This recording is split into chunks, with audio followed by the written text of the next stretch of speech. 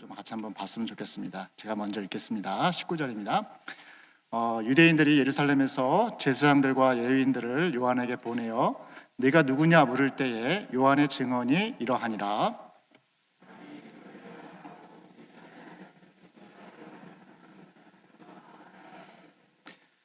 또 묻되 그러면 누구냐? 내가 엘리야냐? 이르되 나는 아니라. 또 묻되 네가 그 선지자냐? 대답하되 아니라.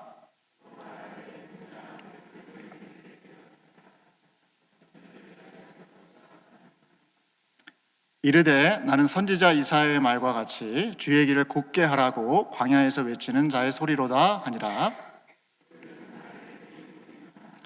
또 물어 이르되 네가 만일 그리스도도 아니요 엘리야도 아니요 그 선지자도 아닐진데 어찌하여 세례를 베푸느냐?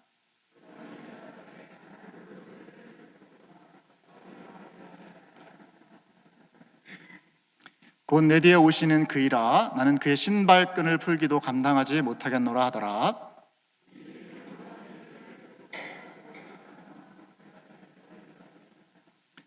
이튿날 요한이 예수께서 자기에게 나오심을 보고 이르되 보라 세상 죄를 지고 가는 하나님의 어린 양이로다.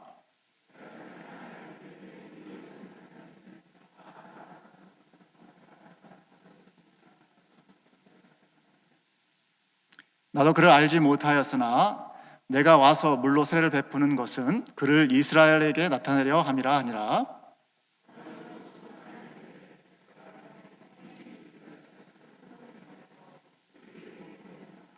나도 그를 알지 못하였으나 나를 보내어 물로 세례를 베풀라 하신 그이가 나에게 말씀하시되 성령이 내려서 누구 위에든지 머무는 것을 보거든 그가 곧 성령으로 세례를 베푸는 이인 줄 알라 하셨기에 내가 보고 그가 하나님의 아들이심을 증언하였노라 하니라.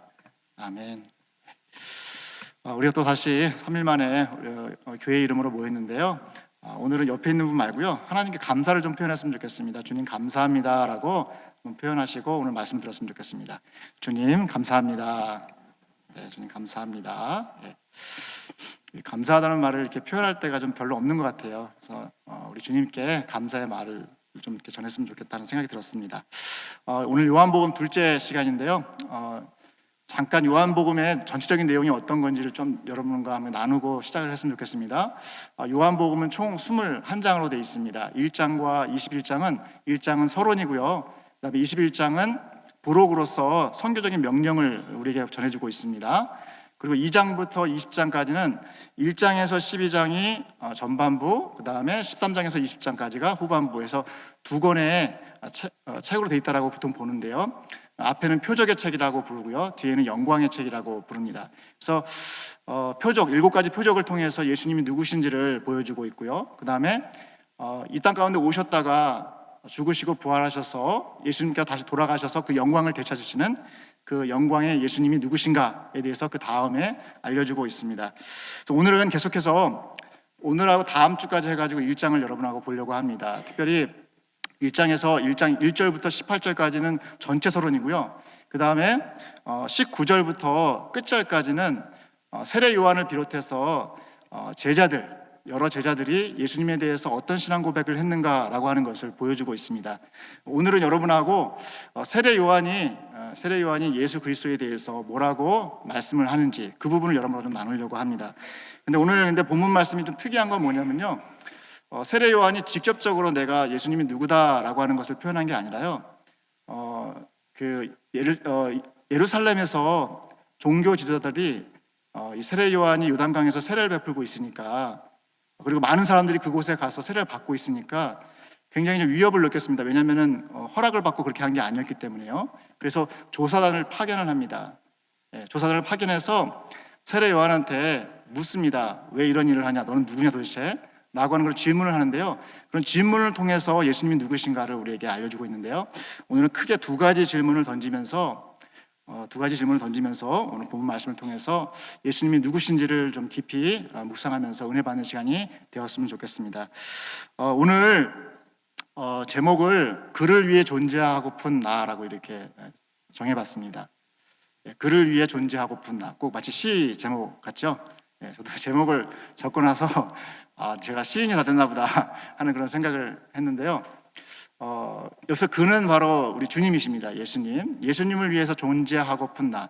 그러니까 예수님을 위해서 존재하는 나가 아니라요. 예수님을 위해서 존재하고 싶은 나. 네, 그런 제목으로 과연 나는 누구인가를 좀 이렇게 한번 질문해 봤으면 좋겠습니다. 그리고 나는 무엇 때문에 이 세상을 살아가고 있는가라고 하는 굉장히 근본적인 질문인데요.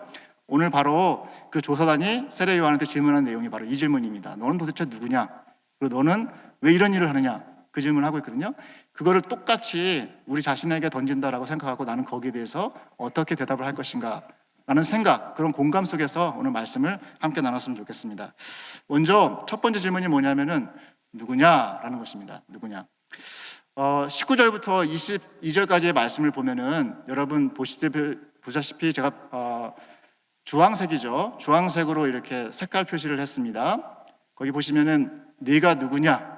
그리고 누구냐? 22절에도 보면 누구냐? 그리고 마지막에 너는 네게 대하여 무엇이라고 하느냐? 라고 하면서 그 유대의 종교 지도자들이 제사장들과 레위인들을 조사단으로 파견해가지고 요단강에서 세례를 베풀고 있는 세례 요한한테 묻습니다. 도대체 너는 누구냐라고 묻습니다. 그때 세례 요한은 첫 번째로 대답하는 것이 뭐냐면 나는 그리스도가 아니다라고 얘기를 합니다. 나는 그리스도가 아니다. 말씀 보시면은 20절 말씀에 요한이 드러내어 말하고 숨기지 아니하니 드러내어 하는 말이 나는 그리스도가 아니다라고 얘기를 합니다. 그 구약에도 그랬고요. 고대 사회에 이 세례를 베푸는 행위 있죠. 세례를 베푸는 행위가 많이 있었습니다. 특별히 구약적인 배경 가운데서 이 세례를 베푸는 건 뭐냐면은 죄를 씻는 의식 가운데서, 정결 의식 가운데서 행했거든요. 근데 구약적인 배경 가운데서 죄를 씻게 할 수 있는 거는 사람이 못해요. 하나님만이 할 수 있는 것입니다. 그렇기 때문에 누군가가 이 땅 가운데 와서 세례를 베푼다, 자기가 세례를 베푼다라고 하는 건 뭐냐면은 그가 하나님이든 아니면 하나님의 대리자로서 죄를 씻는 그런 것을 보여주는 것입니다. 근데 이 세례 요한이라고 하는 사람이 허락도 받지 않고, 그 유대 종교제단한테 허락도 받지 않고 요단강에서 회개하라고 선포하면서 회개의 세례를 베푸는 거예요. 그러니까 그리고 베푸는데 사람이 아무도 안 가면 별 상관이 없을 텐데 엄청나게 많은 그런 백성들이 그곳에 가서 세례를 받는 것입니다. 굉장히 위협을 느꼈겠죠. 그래서 조사단을 파견해가지고 이렇게 질문하는 것입니다. 도대체 너가 누구기에 세례를 베푸느냐라고 묻는 것이죠. 그때 이 세례 요한이 하는 말이 나는 너희들이 생각하는 그리스도가 아니다라고 분명하게 이야기를 합니다. 그리고요, 두 번째는 뭐냐면은 그러면은 21절 말씀에 또 묻되 그러면 누구냐라고 했더니 네가 엘리야냐라고 덧붙여서 묻습니다. 그랬더니 아니다라고 얘기를 합니다. 왜 엘리야냐라고 질문하냐면요, 이 세례 요한이 하고 다니는 그런 모습 있죠. 광야에서 그리고 석청을 먹고 약대 털옷을 입고 다니는 그런 모습 있죠. 그런 모습이 엘리야가 생활했던 모습을 연상시키기 때문에 그랬습니다. 그리고 엘리야가 불에 그 선지자로 와서 기도하면 불이 막 떨어지고 기도하면은 비도 안 오는 그런 놀라운 성령의 능력을 이렇게 행했기 때문에 그런 모습이 바로 이 세례 요한 가운데 비춰졌기 때문에 엘리야가 아니냐라고 하는 질문을 하는데요. 마찬가지로 세례 요한이 나는 엘리야도 아니다라고 분명하게 대답을 합니다. 그랬더니 이번에는 얘기하는 말이 22절에 또 누구냐? 우리를 보낸 이들에게 대답하되 너는 네게 대하여 무엇이라 하느냐라고 하면서 그 앞에 너가 그러면 그 선지자냐라고 얘기하는데요. 그 선지자는 모세가 예언하신 말씀, 신명기 18장 15절 말씀이죠. 신명기 15장 18절 말씀을 아마 슬라이드에 있을 건데요. 내 하나님 여호와께서 너희 가운데 내 형제 중에서 너를 위하여 나와 같은 선지자 하나를 일으키시리니 너희는 그의 말을 들을지니라라고 신명기서 18장 15절에 이렇게 예언의 말씀을 합니다. 그때 나와 같은 선지자, 그러니까 모세와 같은 선지자 하나를 일으키시겠다라고 하는 그 굉장히 오래된 그 예언의 말씀을 그들이 항상 간직하고 있었습니다. 유대 백성들이. 그러면서 그러면 네가 바로 모세가 얘기했던 모세와 같은 선지자냐라고 얘기했는데 마찬가지로 나는 그 모세와 같은 선지자가 아니다라고 또 이렇게 얘기를 하는 것입니다. 종합해 보면요, 내가 그리스도냐, 엘리야냐, 아니면 모세와 같은 그 선지자냐라고 했을 때 다 자기는 아니다라고 말씀을 합니다. 그럼 도대체 너는 누구냐? 라고 하는 그런 질문이 던지는데요. 제가 조사단이 세례 요한한테 이 질문하는 그 누구냐라고 하는 그 질문을 저한테 한번 던져봤어요. 너는 누구냐라고 했을 때 저한테 두 가지가 떠올랐습니다. 그냥 뭐 이렇게 막 생각했고 난 건 아니고요. 그냥 생활하면서 그냥 갑자기 떠오른 게 두 가지가 있었는데, 한 가지는 뭐냐면은, 한 가지는 그냥 세상에서 나온 그 생각이고요. 다른 하나는 성경 이야기가 생각이 났습니다. 한 가지는 뭐냐면은 그 영화 중에 광해 왕이 된 남자라고 하는 그 영화가 있습니다. 혹시 보신 분들 있으신가요? 많이들 보셨을 것 같아요. 거기 보면은 그 광해군이 왕이 됐을 때에 그를 죽이려고 하는 사람들이 많이 있었죠. 그래서 잠도 못 자고, 또 그리고 항상 그 죽음의 공포 가운데 있었기 때문에 스트레스도 엄청 많이 받고, 그래서 잠을 이루기 위해서 아편을 쓰기도 하고, 또 그리고 항상 죽을 것 같은 그런 두려움 속에서 거의 막 정신병자 같이, 그래서 굉장히 폭군과 같이 광폭해지는 그런 모습이 나타납니다. 그래서 큰 병도 나타나서 그 자기의 왕의 정무도 할 수 없는 그런 상황 가운데 이렇게 나아가게 됩니다. 그게 진짜 그랬는지 모르겠지만은 그런 상황을 이렇게 가지고 와가지고 영화를 만들었는데요. 근데 거기 도승지가 있는데요. 도승지가 이를 어떻게 할 것인가, 거의 왕이 이렇게 해갖고는 국가를 이끌어 나갈 수도 없고 이러다 폐위되면 어쩌나 하는 그런 걱정이 있다가 밖에서 돌아다니는데 광대 중에 이 광해군의 그 얼굴하고 똑같은 사람을 보게 된 것입니다. 그래서 그 사람을 데리고 와가지고 서로 바꿔가지고 가짜 왕을 세우고, 이 진짜 왕은 이렇게 쉬는 데 가서 다시 회복할 수 있게끔 하기 위해서 그렇게 바꿔가지고 이제 왕을 세우는데요. 그 대목에서 잘 이렇게 들키지 않게 잘 합니다. 그런데 중전이 있는데, 중전이 어떤 상황 가운데에서 이 사람이 진짜가 아니고 가짜다라고 하는 그런 느낌을 받게 됩니다. 그리고 확신을 갖게 됩니다. 그리고 그 가짜 왕한테 찾아가죠. 찾아가가지고 얼굴 가까이 대면서 그때 이제 묻는 것이 뭐냐면은 누구냐? 라고 이렇게 질문하는 그런 대목이 있는데요. 제가 그게 좀 생각이 났습니다. 누구냐라고 하는. 그리고 또 한 가지 뭐가 또 생각이 났냐면은 그 사도행전 19장 11절부터 16절에 보게 되면은 사도 바울이 1차 전도 여행할 때 소아시아를 이렇게 전도 여행을 하게 됩니다. 그때 에베소에서 전도를 하게 되는데 하나님의 성령의 엄청난 강력한 역사가 일어나서 그 사도 바울을 통해서 많은 기적들이 일어납니다. 그리고 악한 귀신들이 막 떠나가고 그런 일들이 생깁니다. 그랬는데 주변에서 보던 어떤 유대인들이 있죠. 유대인들이 예수를 믿지 않음에도 불구하고 예수의 이름으로 귀신이 막 이렇게 떠나가니까 그 예수님의 이름을 빙자해가지고 자기도 막 그렇게 하는 거예요. 근데 그런 사람들 중에 유대의 한 제사장 중에 스게야와 그의 7 아들이 있었습니다. 여러분 기억하시는 분들 계실 거예요. 스게야와 그의 7 아들이 있었는데, 이들도 똑같이 예수님을 믿지 않는데 예수님의 이름을 빌어가지고 악한 영들을 막 이렇게 명령해가지고 떠나가게 하려고 했는데, 그때 악기 들린 사람이 그에게 뛰어 올라가가지고 뭐라고 묻냐면요, 내가 예수도 알고 바울도 알거니와 너는 누구냐? 라고 이렇게 묻습니다. 그러면서 거의 막 혼비백산이 돼가지고 옷도 챙기지 못하고 옷을 막 벗은 채로 막 이렇게 도망가게 되는데요.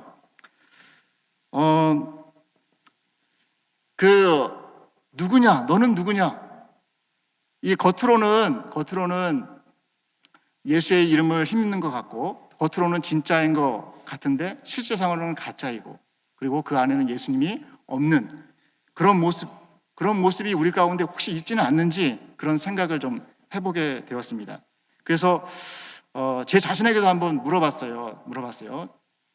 과연 너는 누구냐? 라는 질문에 대해서 나는 어떻게 대답을 할 수 있을까? 나는 어떠한 대답을 하겠는가? 라고 하는 그런 생각을 해보게 되었습니다. 여러분은 어떠십니까? 오늘 세례 요한을 향하여서 그 조사단이 도대체 누구냐라고 질문하는데요. 이것이 여러분들에게 하는 질문이라고 한번 생각해 보세요. 그리고 그렇게 질문을 받았을 때 여러분들은 어떠한 대답을 하시겠습니까? 어떠한 대답을 하시겠어요? 자, 이제 세례 요한이 어떤 대답을 하는지를 좀 보면서 우리도 우리의 대답을 좀 이렇게 정리했으면 좋겠습니다. 오늘 20절부터 23절의 말씀을 좀 다시 한번 보겠습니다. 1장 20절부터 23절의 말씀을 다시 한번 보면요, 20절 말씀에 요한이 예루살렘에서 20절 말씀, 요한이 드러내고 말하고 숨기지 아니하였다라고 하는 표현을 합니다. 요한이 드러내어 말하고 숨기지 아니하니, 드러내야 하는 말이 나는 그리스도가 아니다라고 말씀을 하고 있습니다. 그리고요, 또 한 가지는 22절 말씀에 23절 말씀이네요. 23절 한번 보여주시겠습니까? 23절 말씀. 네, 거긴 다 지나간 것 같습니다. 23절 말씀을 좀 보여주시면 좋겠습니다. 23절 말씀 보시면은, 이는 이르되 나는 선지자 이사야의 말과 같이 주의 길을 곱게 하라고 광야에서 외치는 자의 소리로다, 이렇게 말씀을 합니다. 이 세례 요한은 너는 누구냐라고 하는 질문에 두 가지 방식으로 대답을 합니다. 첫 번째는 뭐냐면은 나는 무엇이 아니다라고 하는 방식으로 얘기를 합니다. 그리고 다른 방식은 뭐냐면 나는 어떤 사람이다, 누구다라는 방식으로 자기를 이야기를 합니다. 나는 누가 아니다, 또 그리고 그렇기 때문에 나는 누구이다 라고 하는 방식으로 세례 요한은 자기 자신의 정체성에 대해서 이야기를 하고 있습니다. 근데 이게 똑같은 것 같아요. 누군가 세상에 있는 어떤 사람들이, 또 아니면은 우리 주변에 있는 사람들이 당신은 도대체 누구냐라고 우리에게 질문했을 때 우리는 같은 방식으로 얘기할 수 있습니다.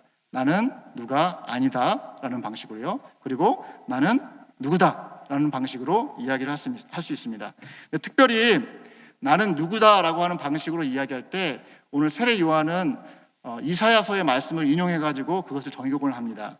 이사야서 40장 3절 말씀을 인용하면서 이사야의 말과 같이 주의 길을 곱게 하라고 광야에서 외치는 자의 소리가 바로 나다라고 그렇게 적용을 하고 있습니다. 이 말은 뭐냐면은 내가 누구다라고 하는 자기 정체성을 다른 데 근거해서 이야기하는 것이 아니라 하나님의 말씀에 근거해서 그것에서 찾고 그것을 통해서 자기를 증거하고 있다라고 하는 말입니다.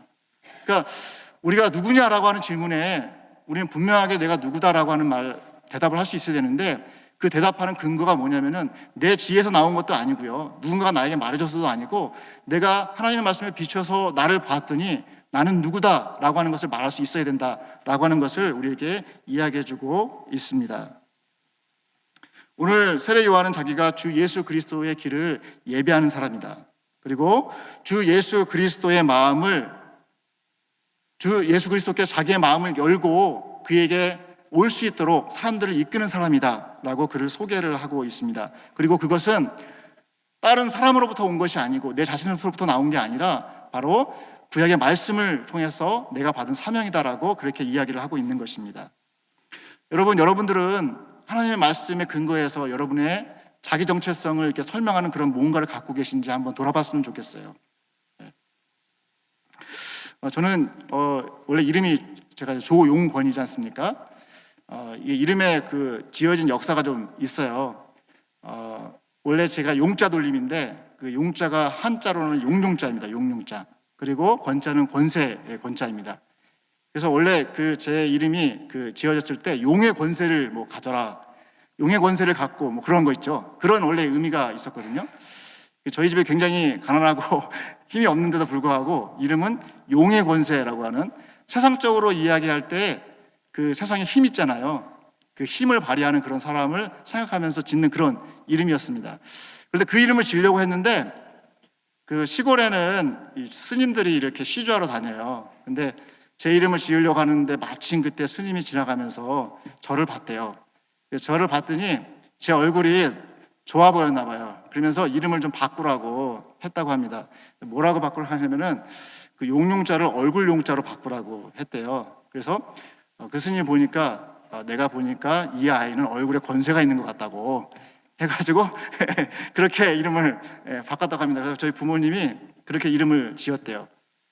여러분, 제가 제 얼굴에 권세가 있는 것 같습니까? 없는 것 같습니까, 여러분? 네. 이거는 내면이 아니라 외형적인 거죠. 그 스님은, 자꾸 절 얘기해서 좀 죄송한데요. 그 스님은 이 어린아이를 보면서 얘가 얼굴이 잘생긴 것 같다 싶어가지고 그 얼굴에 권세가 있겠구나 라고 해서 그 이름을 그렇게 바꾸라고 했던 것 같아요. 근데 그 모든 이름들은요, 저를 규정해주는 그 옛날에 제가 예수님을 알지 못할 때 지어진 이름들은 다 세상적인 관점, 그리고 세상의 다른 종교에서 생각하는 다분히 세속적이고 인간적인 그런 테올로지 또는 필로소피를 가지고 지어진 이름입니다. 근데 제가 예수님을 믿고 나서 제 이름을 다시 해석하는 그런 시간이 있었습니다. 예, 다시 해석하는 시간이 있었어요. 근데 이게 예수 그리스도를 통해서 세례를 받고 예수 그리스도를 통해서 하늘로부터 나와서 하나님의 자녀가 되어져서 새로운 해석을 제가 여기다 넣었어요. 그게 뭐냐면은 제가 조자가 나라 조자거든요. 그래서 나라 조자를 하나님의 나라로 이렇게 거기다 대입을 했습니다. 그리고 얼굴 용자는 그냥 얼굴 용자로 했어요. 하나님의 나라의 얼굴의 권세다라고 그렇게 해석을 제가 했어요. 이 말은 뭐냐면은 제가 갖고 있는 권세는 제 안에서 나오는 것도 아니고 사람들이 주어준 것도 아니고 하나님께서 그 얼굴에서 나오는 하나님의 그 형상을 따라서 나오는 권세다라고 하는 방식으로 저를 그렇게 해석할 수 있게 되더라고요. 예수님을 믿게 되니까. 그리고 그런 부분에 있어서 지금도 제 이름을 가지고 이야기를 할 때 다른 게 아니라 우리에게 주어진 어떤 그 나의 자아 정체성은 내 자신 스스로부터 나오는 것도 아니고요. 또 사람이 주어지는 것도 아니고 바로 하나님께서 우리에게 주실 때 하나님께서 주신 그 말씀의 근거에서 하나님이 주실 때 가장 권위가 있고 권세가 있다라고 하는 것을 깨닫게 되어지는 대목이 바로 이런 것입니다. 그래서 여러분 적용해 봤으면 좋겠어요. 나는 무엇이 아니다라고 하면서 나의 정체성을 정리할 수 있습니다. 그리고 나는 누구다라고 정리할 수 있습니다. 특별히 나는 누구다라고 정리할 때 그것은 사람에 의해서가 아니라 하나님께서 주신 그 말씀에 의해서 정리할 수가 있다라고 하는 것입니다. 예를 한번 들어볼게요. 나는 누구누구의 남편 또는 아내이죠. 그러나 다른 사람의 남편 또는 다른 사람의 아내여서는 안 되죠. 그렇지 않습니까? 그 사람의 남편, 그 사람의 아내이지만 그 안에 제대로 된 그 아름다움이 있는 것입니다. 마찬가지로요. 만약에 내가 장로라고 한다면은 나는 장로입니다. 그러나 목사는 아닐 수 있죠. 나는 집사나 또는 권사일 수 있습니다. 그러나 나는 장로는 아닙니다. 그래서 우리가 교회 생활 가운데에서 내가 지금 있는 어떤 직분이나 아니면 또는 사역이나 나를 어떻게 보면 이렇게 규정하는 뭔가가 있습니다. 그 가운데서 나는 누구이고 누가 아닌 것을 곰곰이 묵상하다 보면은 우리 가운데 있는 여러 컨플릭이라든가 아니면 고민들이 많이 사라지는 것 같아요. 이 사도 요한도 동일하게 그런 식으로 자기를 정의했거든요. 나는 그리스도가 아니고 엘리야도 아니고 그 선지자도 아니다. 나는 광야에서 외치는 소리, 바로 주의 길을 예비하라고 외치는 소리다라고 자기를 규정하고 있죠. 그 전에 이런 게 있습니다. 목사님들 중에 정치에 이렇게 굉장히 많이 이렇게 이렇게 하는 그런 분들이 계세요. 우리 신학교 다닐 때 교수님들께서 많은 얘기를 했습니다. 그리스도인들이 정치에 참여해야 되는 거 맞다. 하지만은 목사가 정치꾼이 되어서는 안 된다라고 하는 얘기들을 많이 했어요. 그러니까 목회를 하면서 정치꾼이 되어지게 되면은 목양을 하지 않고 바로 그런 일들만 이렇게 따라다니는 그런 부분들이 있거든요. 이게 나는 누구이긴 하지만 누구는 아니다라고 하는 차원에서 정리가 되는 부분들이거든요. 한번 생각해 보시면 좋겠습니다. 그리고 이런 부분도 생각할 수 있어요. 나는 성경에서 다윗이 나의 모델이다. 또는 바울이 모델이다. 사실 저는 저희 자녀들을 낳았을 때 자녀들을 사도 요한 있죠. 첫째 아이를 사도 요한의 그 모델로 갖고 그 사도 요한과 같은 그런 사랑의 사도가 되었으면 좋겠다라고 그 이름을 지었어요. 근데 심지어는 성경에 나와 있는 누구를 샘플로 삼을 때도요. 나는 그러니까 이르면 나는 조용권이지 내가 바울은 아닌 거거든요. 내가 조용권이지 내가 다윗은 아닌 거거든요. 여러분 이해 가십니까? 그러니까 다윗은 다윗 시대에 그가 가지고 있었던 정체성으로 살아가는 것입니다. 그리고 바울은 바울 시대에 바울이 받은 정체성 가운데서 살아가는 것입니다. 그리고 지금을 사는 우리들은요, 각자가 하나님께로 부름받는 정체성 가운데서 우리가 살아가고 있는 것이죠. 이것을 깨닫는 게 굉장히 중요한 것 같아요. 이게 나는 누구임과 동시에 그러나 나는 누가 아니다 라고 하는 이 세례 요한의 대답을 통해서 얻는 교훈인 것 같습니다. 이게 좀 더 나아가면요, 나는 피조물이지 나는 신이 아니다 라고도 할 수 있습니다. 얼마나 사람들 가운데 자기를 마치 자기가 신인 것 같이 자기가 하나님같이 뭔가를 할 수 있다고 생각하는 사람들이 얼마나 많습니까? 세상에 돈이면 다 된다고 생각하는 사람들이 정말 많거든요. 그래서 돈으로 하나님을 대신하려고 하고 내가 돈이 있으면 내가 하나님과 같이 될 수 있다고 하면서 사람 위에 군림하려고 하는 게 얼마나 많습니까? 그런데 나는 하나님 앞에서 피조물이지 신이 아니거든요. 그렇게 정리를 하면은 나는 누구이지만은 누구이진 않다라는 그런 이런 공식 속에서 나의 제대로 된 정체성을, 우리의 제대로 된 정체성을 정리를 할 수 있다라는 것입니다. 오늘 세례 요한은 바로 그런 방식으로 자기의 정체성을 잘 정립하고 있고요. 그리고 그 가운데에서 자기가 누구인지를 증언하고 있는 것입니다. 그리고 그 증언 속에서 예수 그리스도께서 누구신지를 우리에게 선포하고 있는 것이죠. 성경에서도 보게 되면은 보통 살아갈 때에는 자기가 누구인지를 잘 몰랐다가 하나님을 만났을 때 자기가 누구인지를 제대로 깨닫는 사람들이 많이 나옵니다. 출애굽기 3장 11절을 보시면요, 여기 모세가 나오는데요. 모세가 하나님께 아뢰되 내가 누구이기에 바로에게 가며 이스라엘 자손을 애굽에서 인도하여 내릴까라고 고백을 합니다. 이 모세가 왕자였잖아요. 왕자일 때는 자기가 그 권력과 지혜로 이스라엘 백성들을 끌어낼 수 있다고, 이스라엘을 인도할 수 있다고 생각했죠. 그러나 그게 불가능하다는 것, 그게 허무맹랑하다는 교만한 그런 생각이었다는 것을 깨닫게 됩니다. 그가 광야 생활을 거치면서 하나님께서 다시 그를 찾아와서 그에게 나타나셨을 때 그가 하나님 앞에서 고백하는 것입니다. 내가 누구이기에, 하나님, 제가 할 수 있는 게 아무것도 없는데 어떻게 주님께서 저에게 주신 사명을 감당할 수 있겠습니까? 라고 하는 그런 겸손한 자아 정체성을 가지고 있는 것을 보게 됩니다. 마찬가지로 누가복음 5장 8절을 보시면은 시몬 베드로가 이를 보고 예수의 무릎 앞에 엎드려 이르되 주여 나를 떠나소서 나는 죄인으로소이다 라고 고백을 합니다. 예수님, 자연 만물을 다스리시는 그 예수님의 그 이적의 그 역사 앞에 그가 맞닥뜨려졌을 때 자기를 한낱 죄인이다라고 하는 것을 깨닫게 되어지거든요. 그러면서 그는 굴복할 수밖에 없었습니다. 그러면서 하나님 저를 떠나시라고, 주님 저를 떠나시라고, 저는 죄인입니다 라고 자기를 고백하면서 겸손하게 자기의 정체성을 찾아가는 그런 모습을 보게 되어집니다. 여러분은 누구냐라고 하는 질문에 어떻게 대답하시겠습니까? 그리고 어떠한 대답을 갖고 계십니까? 바라기는 오늘 이 말씀을 묵상하시면서 그 대답을 정리하시는 저와 여러분이 되었으면 좋겠습니다. 두 번째 질문은 어찌하여 세례를 베푸느냐라고 하는 질문입니다. 25절 말씀을 보시면요, 같이 한번 읽어볼까요? 시작. 또 물어 이르되 네가 만일 그리스도도 아니요 엘리야도 아니요 그 선지자도 아닐진데 어찌하여 세례를 베푸느냐. 그 앞에서 세례 요한이 나는 그리스도도 아니고 엘리야도 아니고 그 선지자도 아니다라고 얘기했잖아요. 근데 네가 무슨 권한으로 어찌하여 세례를 베푸느냐 그렇게 질문을 하는 것입니다. 앞에가 존재에 대한 질문이었다고 하면 뒤에는 그가 하는 일에 대한 질문을 하고 있는 거죠. 어떻게 세례를 베풀고 있느냐, 왜 세례를 베풀고 있느냐, 무슨 권한으로 지금 세례를 베풀고 있느냐, 그 질문을 하고 있는 것입니다. 우리가 내가 누구인가를 아는 것도 굉장히 중요하지만은 내가 무엇을 하고 있는가도 내가 누구인가를 보여주기 때문에 굉장히 중요합니다. 그래서 어느 한쪽도 간과할 수 없는 부분이라고 생각이 되는데요. 오늘 세례 요한은 이 질문에 대해서 몇 가지로 대답을 하는데요. 이 대답이 또한 우리에게 큰 도전이 됩니다. 먼저 26절과 27절 말씀을 보시면요, 요한이 말을 하는데요. 나는 물로 세례를 베풀거니와 너희 가운데 너희가 알지 못하는 한 사람이 섰으니 곧 내 뒤에 오시는 그이라. 나는 그의 신발끈을 풀기도 감당하지 못하겠노라 하더라 라고 이렇게 기록이 되어 있습니다. 마태, 마가, 누가복음에는요, 이 신발끈 풀기도 감당하지 못하겠다라고 하는 그 말 다음에 첨가된 말씀이 있습니다. 그 말이 뭐냐면은 그는 성령과 불로 너희에게 세례를 베풀 것이다 라고 하는 이 말씀 있죠. 이 말씀이 다 들어가 있어요. 마태, 마가, 누가복음에는 예수님께서 성령과 불로 세례를 베푸시는 분인 것을 딱 설명하고 있거든요.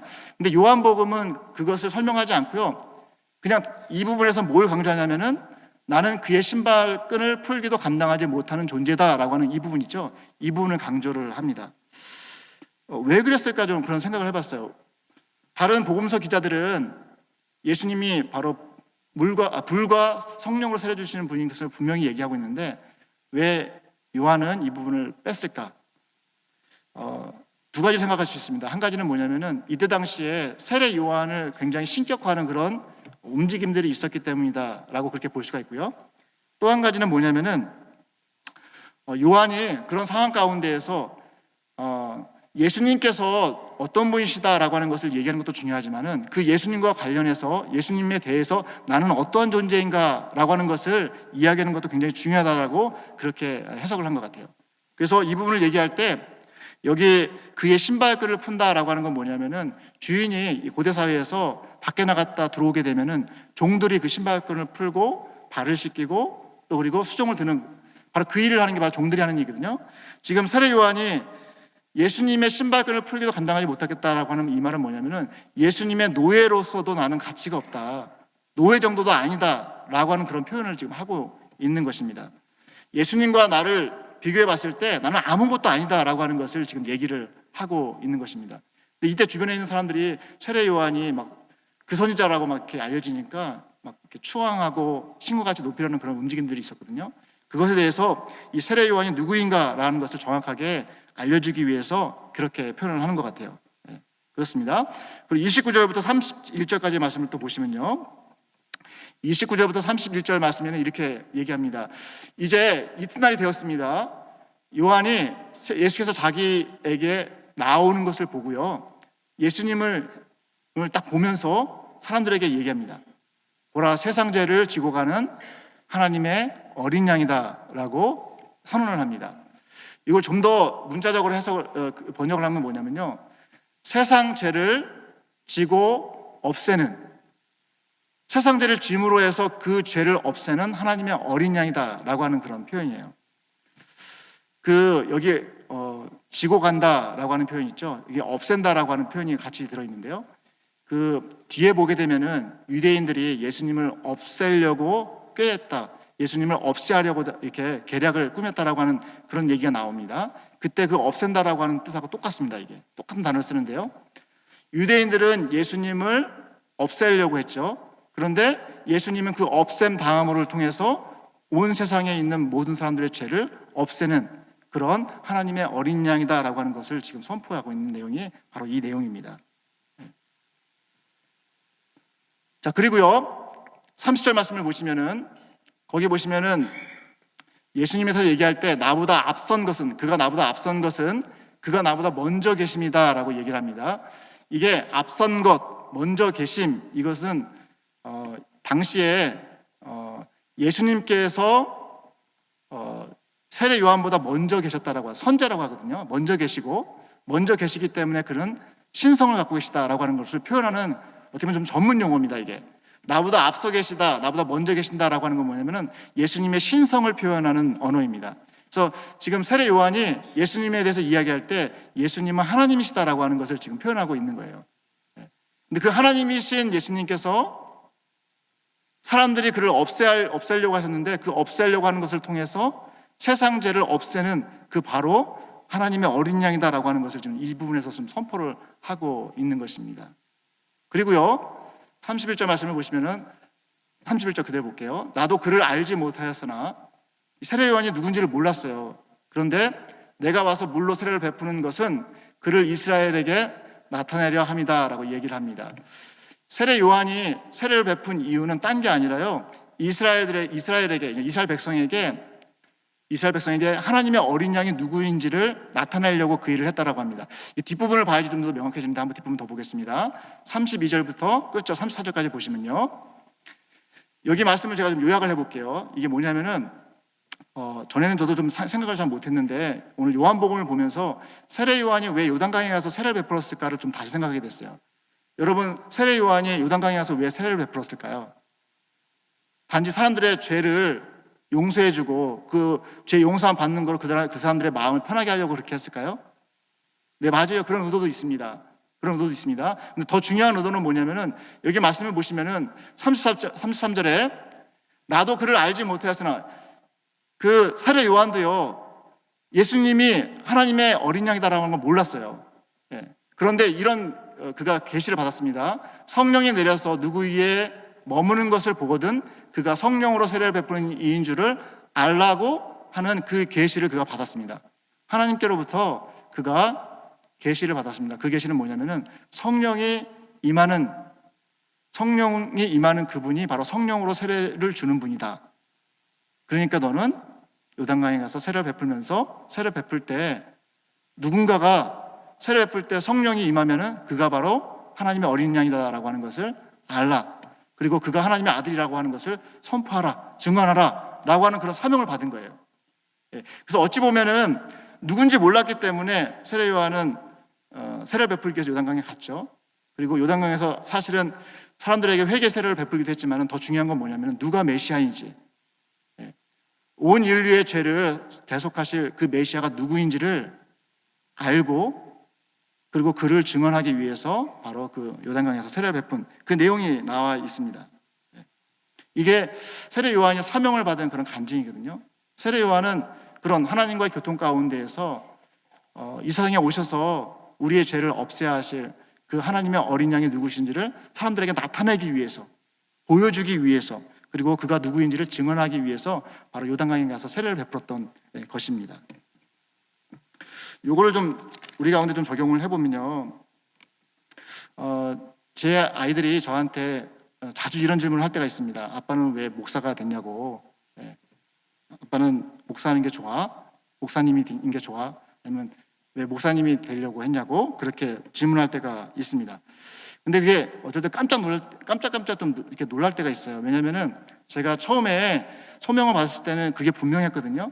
근데 이것을 많이 생각하지 않을 때도 꽤 많았던 것 같아요. 그러다가 문득 그런 질문을 받잖아요. 그러면 깜짝 놀라요, 제가. 내가 왜 목사가 되었지? 하는 그런 질문을 제 자신 스스로에게 던지게 되는 것을 봅니다.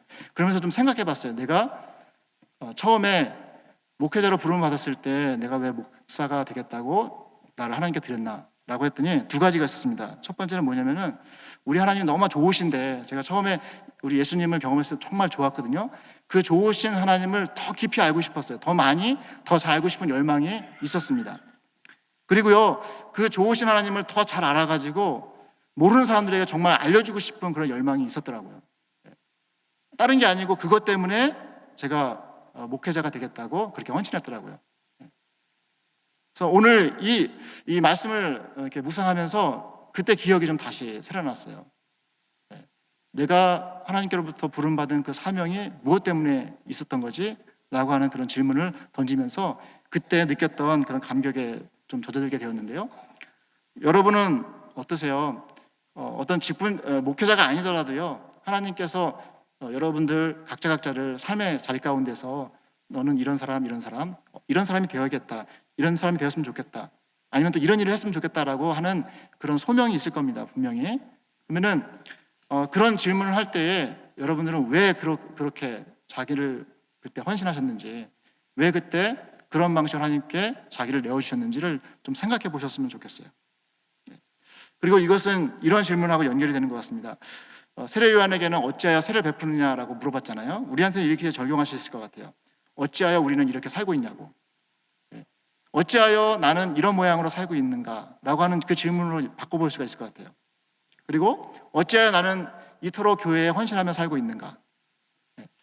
뭐 힘들고 마음도 막 이렇게 불편할 때도 있는데 어찌하여 나는 아침에 새벽같이 일찍 일어나서 기도를 하고, 그리고 뭘 주는 것도 아닌데 시간과 물질을 들여서 헌신을 하고 있는가. 어찌하여. 그죠? 그리고 어찌하여 나는 이런 모양의 사역들을 하고 있는지 질문해 볼 수가 있습니다. 그리고 어찌하여 우리는 영락교회에 여기 와서 이 영락교회로 모여가지고 여기서 이러한 모양으로 신앙생활을 하고 이러한 모양으로 우리의 삶을 살아가고 있는지, 이런 질문을 한다고 한다면은 여러분은 무슨 대답을 하시겠습니까?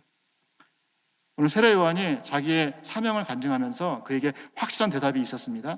바라기는 우리에게도 동일한 확실한 대답이 있었으면 좋겠어요. 어찌하여 이런 모양으로 삽니까? 어찌하여 이렇게 어찌 보면 좀 아동바동하면서 사는 것 같은데 어떻게 그런 모습으로 삽니까? 라고 물어봤을 때 이 세례 요한이 가지고 있었던 그 하나님의 하나님이시면서 우리의 죄를 없이 하시기 위해서 이 땅 가운데 오신 그 어린 양으로 오신 그 예수님을 정말 나타내 보여주고 싶은 그 열망이 너무나도 컸기 때문에 나는 그 어려움과 광야에서 살아야 되고 또 다른 사람들과 구별해서 살아야 함에도 불구하고 나는 그곳에 가서 그 일을 하고 있다라고 간증을 하고 있는 것이거든요. 그 고난과 또 그리고 그 어려움을 감수한 것은 다른 게 아니라 우리의 죄를 위해서 이 땅 가운데 어린 양으로 오신 그 예수 그리스도를 세상에 나타내 보이려고 나는 요단강에 가서 세례를 베풀었다라고 그렇게 고백을 하고 있는 거거든요. 여러분은 어떻게 대답을 하시겠습니까? 어떠한 답을 사람들과 또 하나님께 드리겠습니까? 바라기는 그 답을 정리하는 시간이 되었으면 좋겠습니다. 그리고 기도하시면서 그 답을 가지고 하나님께 기도하는 저와 여러분이 되었으면 좋겠어요. 그래서 이 시간 우리 함께 기도하실 때 나는 누구인가? 누구냐라고 했을 때 나는 누구라고 대답할 것인가? 그리고 어찌하여 일을 하고 있느냐라고 했을 때 나는 왜 이렇게 이런 신앙생활을 하고 왜 영락교에 와서 이렇게 살아가고 있는지에 대해서 묵상하시면서 먼저 하나님께 감사했으면 좋겠고요. 또 한 가지는 바른 자기 정체성과 사역에 대한 간증 속에서 세례요한이 가졌던 그 감격 있죠. 감격. 예수님은 흥하여야 되고 자기는 쇠어야 되는 그 모습 속에서도 감격을 가지고 그 사역을 감당하는 그 세례요한의 모습을 우리에게 투영해 보면서 나도 그러한 감격을 가지고 그러한 기쁨을 가지고 사역할 수 있는, 그렇게 살아갈 수 있는 내 자신이 될 수 있게 해달라고 같이 기도하시고요. 제가 기도하고 축도로 예배를 마치도록 하겠습니다. 함께 기도하겠습니다.